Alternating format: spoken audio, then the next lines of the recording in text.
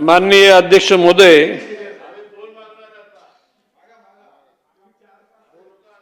आज अर्थसंकल्पीय अधिवेशनाच्या अनुषंगानं सन्माननीय सदस्यांनी आपल्या भावना आणि मागण्या आहेत या ठिकाणी मांडलेल्या आहेत. प्रामुख्याने अध्यक्ष महोदय, या सभागृहामध्ये सहभाग घेताना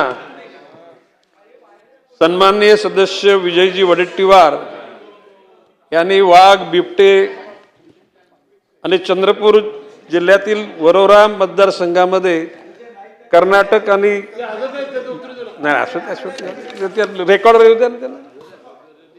भद्रावती कारखान्याच्या अनियमिततेविषयी त्यांनी प्रश्न मांडलेला आहे. सन्माननीय सदस्य श्री सुभाषजी देशमुख यांनी सिद्धेश्वर वनविहार येथे 650 एकर जागेमध्ये वन उद्यानाची मागणी केलेली आहे. सन्माननीय सुनीलजी प्रभू यांनी संजय गांधी नॅशनल पार्कमधील लोकांच्या व्यथा मांडलेल्या आहेत. त्याचबरोबर उपोषणाला बसलेले बंडू धोत्रे यांचा विषय त्यांनी प्रकर्षाने मांडलेला आहे. श्री बापूसाहेब पठारे यांनी त्यांच्या मतदारसंघामध्ये 500 एकर जागेमध्ये वन उद्यानाची मागणी केलेली आहे. सन्माननीय सदस्य ज्येष्ठ सदस्य नानाभाऊ पाटोले यांनी वनपट्ट्यांचा आवर्जून उल्लेख केलेला आहे. सन्माननीय सदस्य मोहनजी मते यांनी निधी पाहिजे म्हणून मागणी केलेली आहे.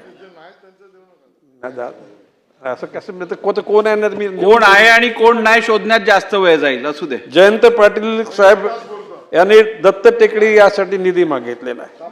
नक्की नक्की चला. अध्यक्ष महोदय, या ठिकाणी राजू तोंडसम यांनी वनपट्ट्याचाच विषय काढलेला आहे. संभाजीराव कोहलीकर यांनी सुद्धा वन विभागाच्या अनुषंगानं होणाऱ्या वाघ, बिबट्यांचा विषय मांडलेला आहे. नितीनजी राऊत यांनी आपल्या भाषणामध्ये विदर्भासाठी निधी मिळावा म्हणून मागणी मिळाली. श्री अमोलजी खताल यांनी बिबटे आणि बिबट्यांच्या हल्ल्यात बळी पडलेल्या कुटुंबातील एखाद्या घटकाला नोकरी मागणी, जमिनी काही ठिकाणी बळकावल्यात अशा प्रकारची त्यांची तक्रार आहे. राजेश पवार यांनी बंडू धोत्रेंचा विषय काढलेला आहे. रामदास मसारामजी यांनी वनपट्टी, त्या ठिकाणी वनजीवन आणि मानव आणि वनजीव याच्यातला संघर्ष, त्याच्या अनुषंगानं करण्याच्या उपाययोजनांचा त्यांनी उल्लेख केलेला आहे. संजय देशमुख यांनी पुन्हा वाघांचा बचाव करण्याकरता कुंपण गावाला घालावं अशी मागणी केलेली आहे. अध्यक्ष महोदय, याच्यामध्ये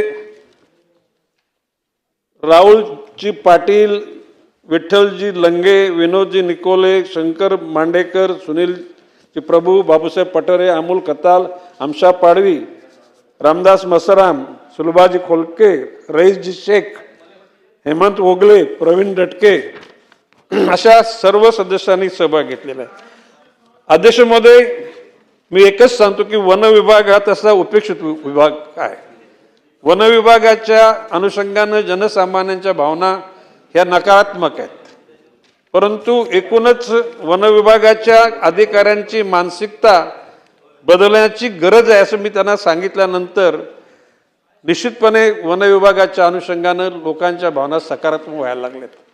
या ठिकाणी असलेल्या बिबट्यांचे हल्ले, वाघांचे हल्ले, बिबट्यांचं रक्षण, बिबट्यांची असलेली एकूण दहशत या सर्व करण्याकरता सॅटेलाइटच्या माध्यमातून, आर्टिफिशियल इंटेलिजन्सच्या माध्यमातून त्या ठिकाणी उपाययोजना केली जाईल. आजच्या क्षणाला वन विभाग, महसूल विभाग, पोलीस विभाग या सर्वांच्या मदतीनं, NGOच्या मदतीनं, लोकप्रतिनिधींच्या मदतीनं या ठिकाणी लोकांमध्ये जागरूकता निर्माण करण्याचं काम सुरू झालेलं आहे.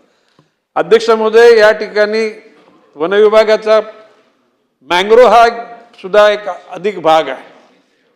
त्याचबरोबर झाडं लावणे, झाडं जगवणे आणि झाडांची जोपासना करणे.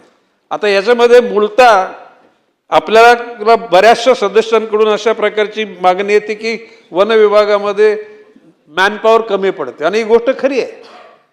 इतक्या आज महाराष्ट्र राज्याचे 21% जागा ही वन विभागाने व्यापलेली आहे.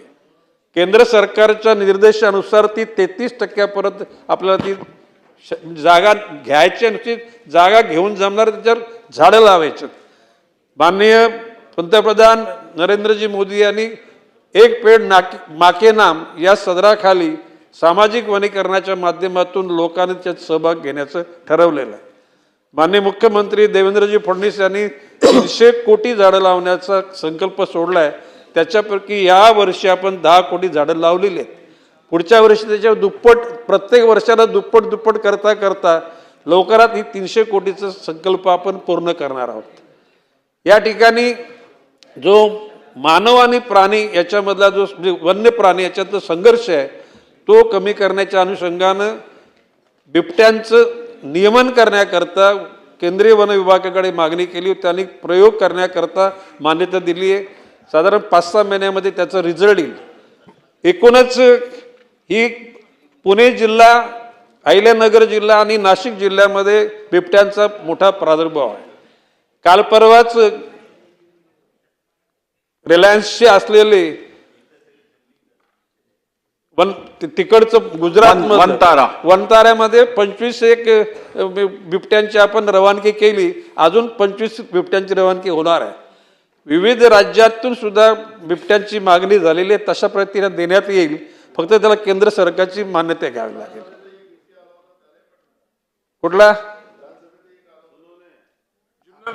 आता ते बिबट्याचं संरक्षण करायला गेलेत. आता ते हा त्याला नाही वनताऱ्याला पाठवलं. अध्यक्ष महोदय, एकूणच वन खात्याच्या असलेल्या जमिनीवर अतिक्रमण झालेले कितीतरी, आता मागाशी रईस शेख यांनी सांगितलं की एकेकाली वन जमिनी कुठल्या, महसूलच्या जमिनी कुठल्या कोणाला माहीत नव्हते. लोकांनी घरं बांधली. आज माननीय पंतप्रधान नरेंद्रजी मोदी यांनी प्रत्येकाला छप्पर मिळाला पाहिजे, म्हणजे घर मिळाला पाहिजे, ही योजना केलेली. आता रईस शेख यांनी सांगितल्या पद्धतीनं महसूल विभाग, महापालिका आणि वन विभाग यांच्या माध्यमातून त्याला काय पर्याय काढता येईल त्याचा निश्चितपणे विचार केला जाईल. अध्यक्ष महोदय, एकूणच भविष्यकालामध्ये वन लावणं, झाडं लावणं आणि त्याचे संगोपन करणं, हे संगोपन करणाऱ्या लोकांची मानसिकता निश्चितपणे स्थिर असली पाहिजे. त्याच्याकरता त्यांना basic DA allowances, provident fund, आज 12-15 वर्ष लोक टेम्पररी आणि रोख पगाराने कामं करतात. त्यांची मानसिकता कशी असेल? आणि म्हणून मी आपल्या माध्यमातून या महाराष्ट्र जनतेला सांगू इच्छितो की हे जे 6,000, 6,000 आणि 2,000 असे 14,000 कोटी आल्यानंतर मी खात्याला निर्देश दिलेले आहेत की तुम्ही हा पैसा कशा प्रकारे तुम्ही मजुरांच्या, अधिकाऱ्यांच्या एकूण मजबूतीकरणाकरता, वनवे लागतात, लावलेली झाडं जळतात, या सर्व यंत्रणा राबवण्याकरता हा पैसा वापरला जाईल.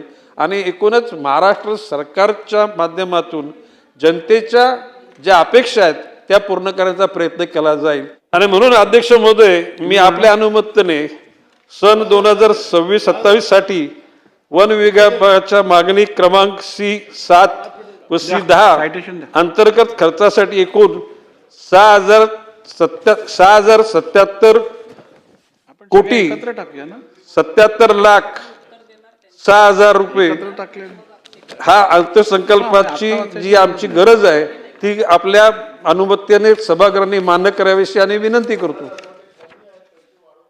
नाही आता आता याच्या व्यतिरिक्त 12,000 कोटी रुपयाची तरतूद आम्ही करतोय, त्याच्यातून मार्ग निघेल.